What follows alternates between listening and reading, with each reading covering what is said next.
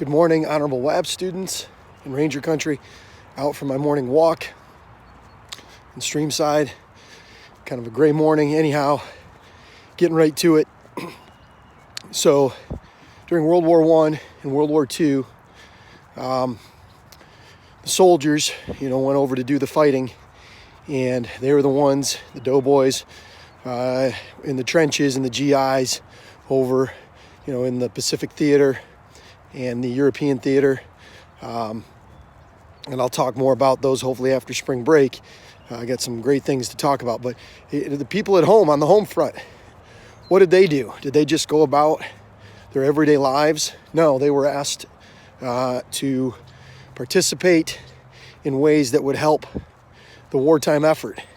And, the more we get into this, regardless of where you stand on things, this is a wartime effort in a sense. World War C. What can you do to help? Well, back in World War I and World War II, people bought war bonds to help finance the war effort. People sewed socks. People participated in the USO, which held dances and helped boost morale for soldiers before they left and after they returned. My grandmother was in the USO in Chicago. People grew victory gardens. People rationed.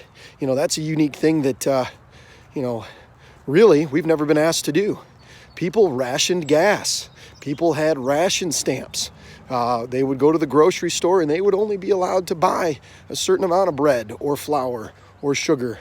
And this is back when people made things from scratch. And so they had to make do on what they could get through rationing. You could only get so much of any one product in order to help the war effort so that the soldiers would have enough. My own grandmother, she remembers her brothers would go along the railroad tracks and look for coal that had fallen off the train cars. They do scrap drives, rubber drives, in order to make more tires and more tanks and more bombers. And so society pitched in on the home front. That's what went on during World War I and World War II on the home front. If you couldn't go and fight on the home front, you tried to do your part, however big or however small. Well, here's, so what can you do other than staying home? Because if you're like me, it's driving me nuts, right? Stay home, and in one sense, I love it because, here I am making pancakes for my daughters every morning. We have our morning learning sessions, outdoor time.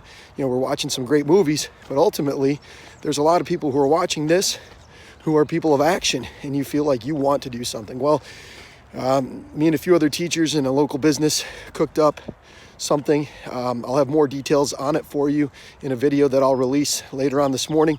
But essentially, one need that we've identified are N95 medical grade masks that Grand Rapids medical health staff are going to need in the coming weeks. Right now, their stockpile is adequate, but we don't know where that's going to be in 2 weeks. And we have a few contacts downtown. Mr. Passanaw's brother works at St. Mary's Hospital. My sister-in-law works with Spectrum Health and Metro Health, and we've identified them as our contacts in the medical health profession to help get them masks. So what we have is a Ranger Strong Through It All t-shirt, real simple t-shirt.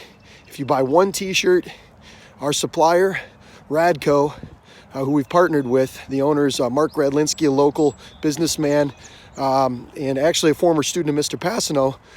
What he's going to do and what he is committed to doing is for every t-shirt that is purchased, he will donate one mask. Now, one mask sounds not like much, but consider the fact that in the last week, the price of masks has gone up 7 times, from 50 cents to $6.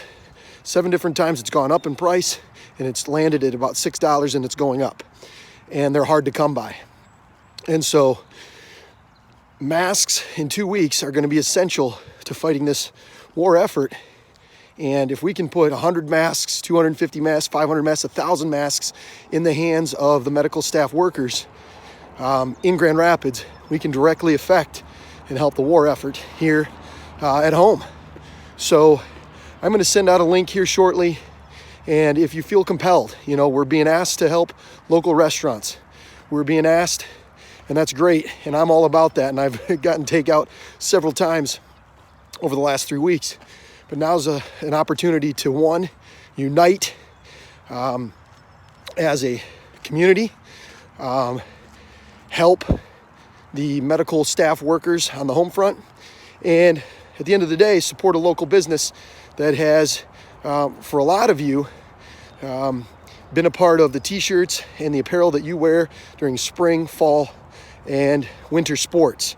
And you know, this is an opportunity to do something, and it's a drop in the bucket. So that $20 that you might have spent on, you know, whatever over spring break, now buy a t-shirt, and you know, you'll feel good and also do your part. So that's my message for today on the Homefront. Now, normally heading into spring break, we'd be celebrating. I'd be asking what everybody's doing over spring break.